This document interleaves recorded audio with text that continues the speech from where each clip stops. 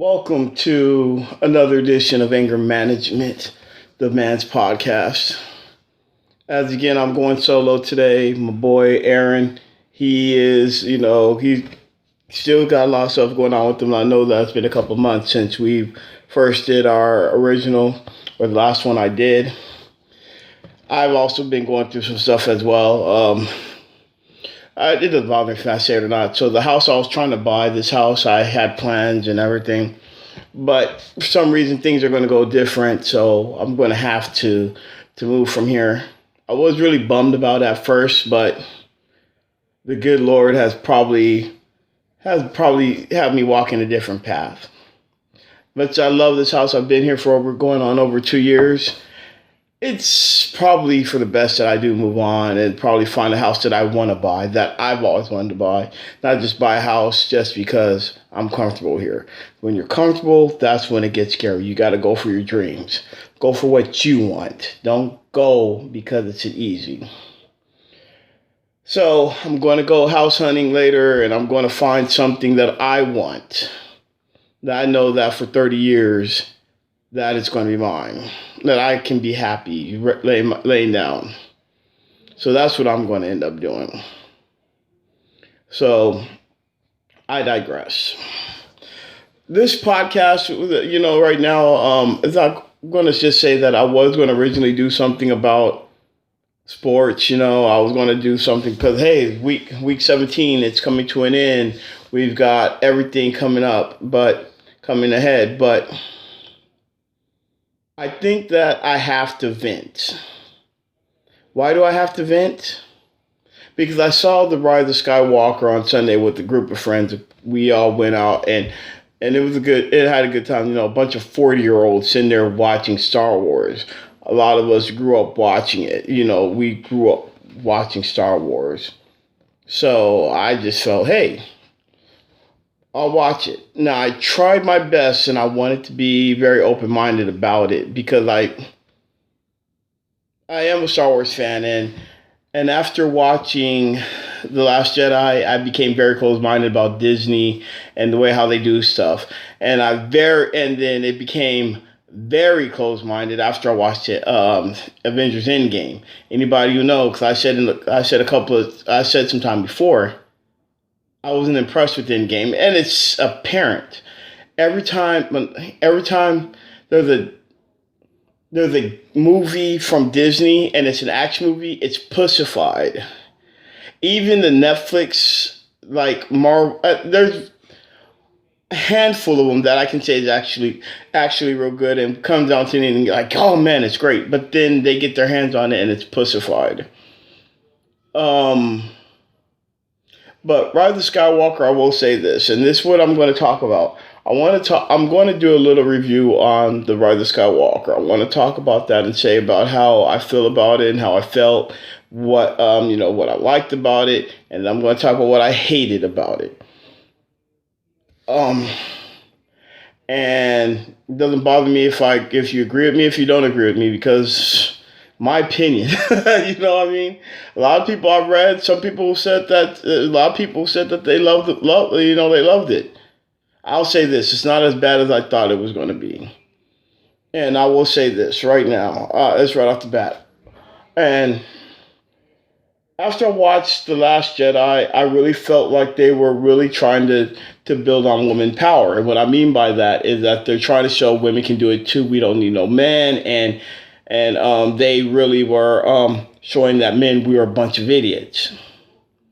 Now, I'll tell you like this. And when I watched The Last Jedi, I really didn't like it because when you're trying to make a hero and just put this hero like they are something special without showing us how they're special, they're just saying, oh, they're special. Well, how are they special? Then, you're losing. Then you basically lose me. What I mean by that is this. When I like a hero, I want to be able to see somebody who shows that they've rose from nothing to being something. When I saw The Last Jedi, I just saw Rey acting like she knew everything from jump.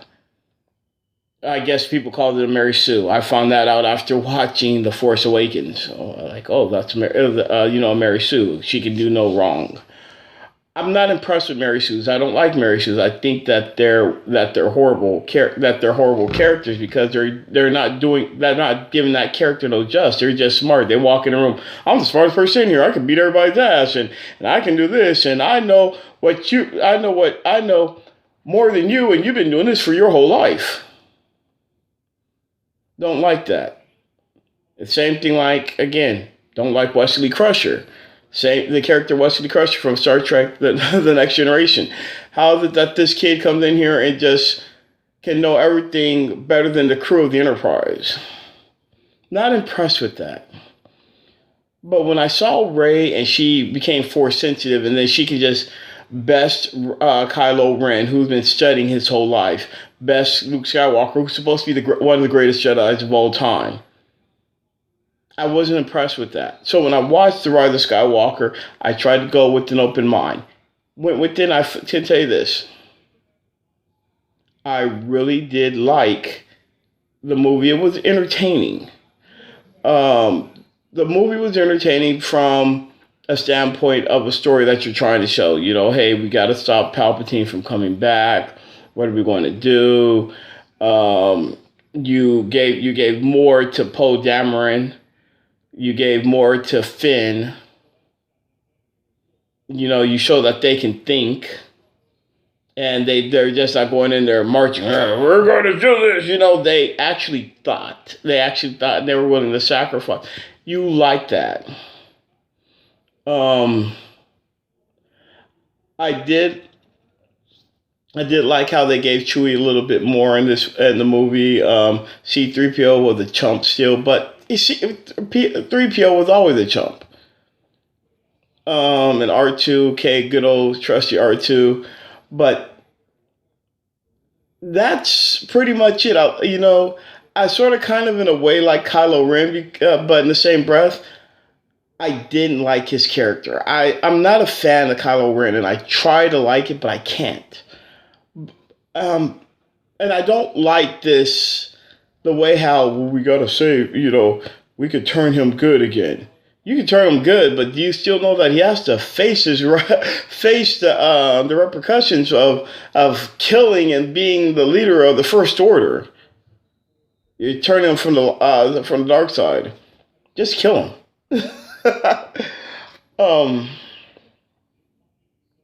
But then we could say that, well, then what about Anakin Skywalker? Same thing. I liked Anakin Skywalker before the suit. But I digressed.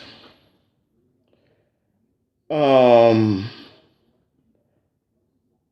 I can say is that it was entertaining. But what I didn't like, and Lord knows I cannot stand this, Lord, I'm sorry, I didn't like it, was again the Mary Sue. Rey knew all this from Force healing, who's been training for about a year. I think they roughly said that she's been training for about a year. If it's 2, fine, 2 years. But she's training for about a year. Still better than Kylo Ren. I don't like that. I'm sorry. I still feel that no matter what, Kylo Ren should have been waxing her ass up and down, every scene that they're fighting. Every scene these two were fighting, he should have been able to working her up there. Using the Force on her, he should have been able to manipulate. No, we couldn't do that. We had to show that she was strong. She knows the Force and she can do all this. Blah, blah, blah, blah, blah. I hated that. You never showed how powerful Kylo Ren was, because whenever those two are on the same scene, she's always getting the best of him, or they're equal. You saw that on Empire when Darth Vader and Luke first fought. You saw Vader toying with Luke. Vader was literally toying with him. And then when he was getting those, he was using the Force, just throwing stuff at Luke. And you saw him when he was just one hand fighting him, just doing this, whatever. You saw that how masterful he was.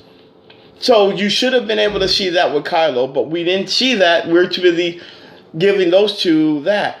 I'm not a fan of how Rey was just so strong. in every aspect. You never saw a weakness from her. You never saw anything that makes it seem like Rey is struggling to learn it to be in control of her feelings. Now I will say that I did like the little twist of her being a Palpatine. Did like that. Why? Because it's a twist. You gotta go with the little twist. The problem is that I didn't like was the fact that she was just too good. She didn't realize her Sith lineage.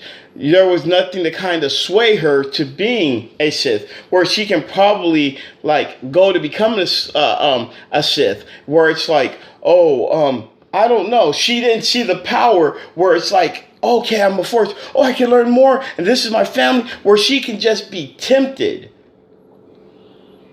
It's like she's always good-natured. But this is in her lineage. And I know some people will probably say, well, because you wasn't corrupted. You don't get it. To me, it's like, you gotta find a way how to let her know that she can be probably swayed, or to show that she's vulnerable, where she can realize and be like, okay, that's not good. Instead, everything was so, I'm not going to be a Palpatine. You're a Palpatine no matter what. You can change your last name to Skywalker all you want. You can worship Luke and Leia, and you can talk about Anakin Skywalker all you want. You are still a Palpatine. And for her to just act like, no, I'm not, I can't do that. To me, it was like a cop-out. Like, you used it as a twist, but there was nothing to pull us into it, to make it seem like she's going to sway with that. Are we going to stop her, or what? It was everything like, oh no, I'm going to go against it. I'm not going to be it. Nothing there. Then somebody's going to probably say, well, there was Luke.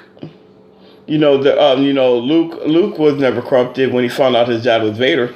True. But think of that, he had Yoda and Obi-Wan who showed him that. Then you can say, well, there was Leia. Sorry, I don't believe Leia was that strong within the Force, as strong as those two were. See, there's a difference. Temptation's an MF. And when you have that power right there in front of you, and you're young and you're learning, and that's my problem that I have with Vader. But I'm going to do another one probably later. And when Aaron decides to bring his monkey ass around, we'll probably debate that shit. He knows how I feel about it. But I always felt like power should have been the one that corrupted Vader to turn him to the dark side, and not love. Now my other problem that I have, Palpatine. Palpatine, to me, felt like we needed a big baddie, so, we need a bad guy. Okay, let's go ahead and have Palpatine in there. To me, when you have a baddie in there, just like old bitch-ass Thanos on Endgame, he was just in there just so the good guys could have somebody to fight him. But yet you do not see this man really doing something destructive. He was just a threat, but you didn't see how much of a threat he was. Everyone, oh man, Palpatine's coming back. Okay, well damn, let's just see him come back and let's see how much of a threat he was. With Palpatine, you want to be able to show, when you have a bad guy with the name of Palpatine, when you have somebody, just a big baddie who everybody knows, and it just chills on your spine. You want to see that baddie just be so bad and evil and just be like, yeah, I'm back. And you see how bad he is. Instead, he was just, yeah, I'm back. I'm doing Force Lightning. Now I have Force Lightning that can disrupt the whole fleet. Really? Oh, I'm sorry. He did one of the most cheapest moves Disney ever came up with. Get the out of here with that shit. Really? Really? In the words of the Miz, really? That made no damn, to me, it's, again, you make this man a threat, but he's not a threat. He was just there. This final space battle was stupid. Was not epic. It just felt like, well, we just need a space battle. Okay, well, let's just go ahead and do this.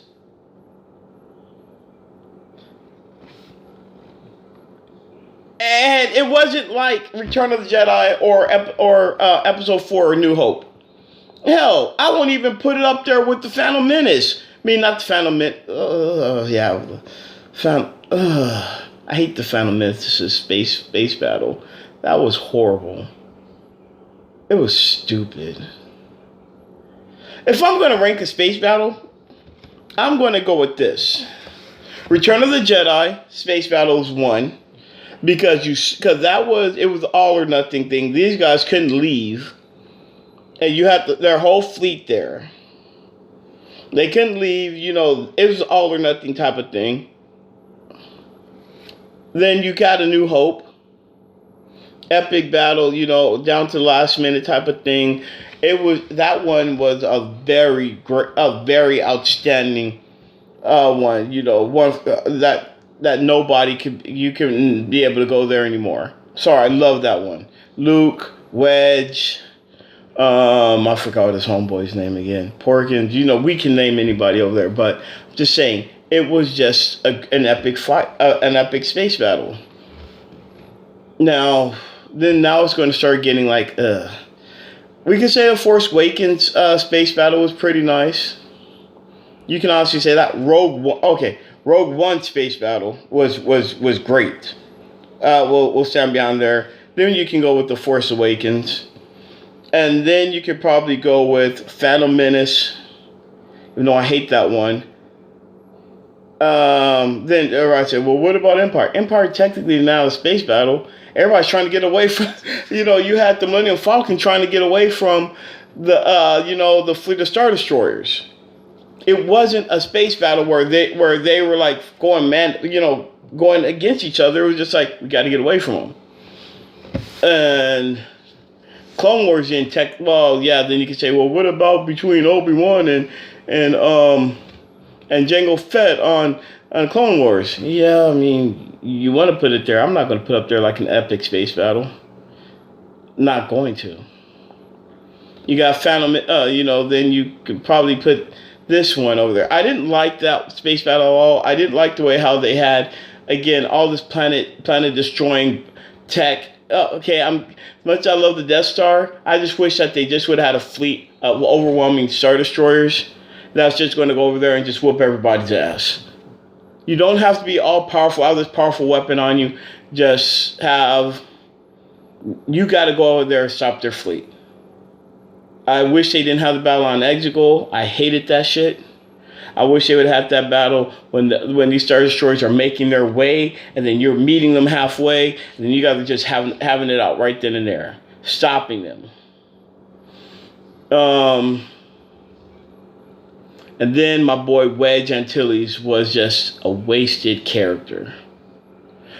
One of the heroes of the rebellion was just for 2 seconds and a gunner seat. Anybody who's a fan of Wedge Antilles wants to see him in the X-Wing. You want to see him fighting. You want to see him being the rogue leader again. But no, he's a gunner. Yeah, I know he's old, but it's not about him being old. It's about the fact that you want to see him who he was. Just like you wanted to see Lando Calrissian sitting there just flying the Millennium Falcon, going left and right, just flying like he did in Return of the Jedi. You wanted to see General Calrissian acting a fool. But no.